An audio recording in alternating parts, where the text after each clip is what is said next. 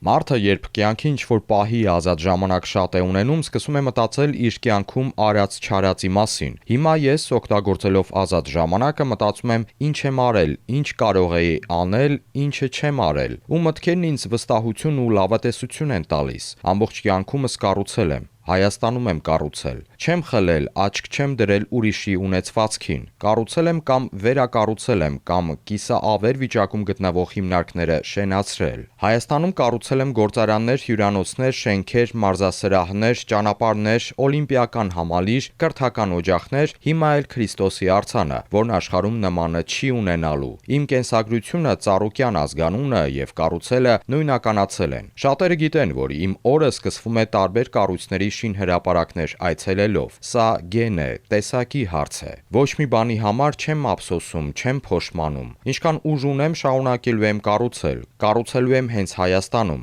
Ինչու եմ սա շեշտում։ Լսում էի հարևան երկրի պաշտոնյաների խոսքերը Հայաստանի մասին, նոր պահանջներ, նոր սպառնալիքներ, ու առաջին միտքը, որ ծագում է մոտս, Հայաստանում կառուցելն է։ Աստված որքան տա, կառուցելու եմ։ Հետո կկառուցեն իմ որդիները, թոռները։ 200 տարի էլ անցնի, Հայաստանում մի լավ բան է կառուցվելու։ Կլինի եկեղեցի, կլինի գործարան թե դպրոց, պատին փորագրվելու է կառուցել է Ծառուկյանը։ Սա ճակատագիր է։ Ամիսներ առաջ արտերկրում մի հանդիպման ժամանակ աշխարհի լավագույն համալսարաններից մեկի ներկայացուցիչն ինձ պաշտոնապես առաջարկեց Հայաստանում հիմնել իրենց մասնաճյուղը։ Բոլորը զարմանքից շշմել էին։ Մեր տարածաշրջանի երկրներից նման առաջարկ ոչ մեկը չունի։ Հանդիպմանը ներկա իմ գործընկերոջը լիազորեցի սկսել բանակցություններ եւ աշխատել այդ ուղղությամբ։ Հիմա նույն կերպ ասում եմ՝ կանգ չառնեք, անկախ բոլոր դժվարություններից կանգ չառնեք։ Ես այդ նախագծում մեկ լումա օգուտ չունեմ, բայց Հայաստանը ունենալու է ահռելի մեծ օգուտ։ Շարունակեք աշխատանքը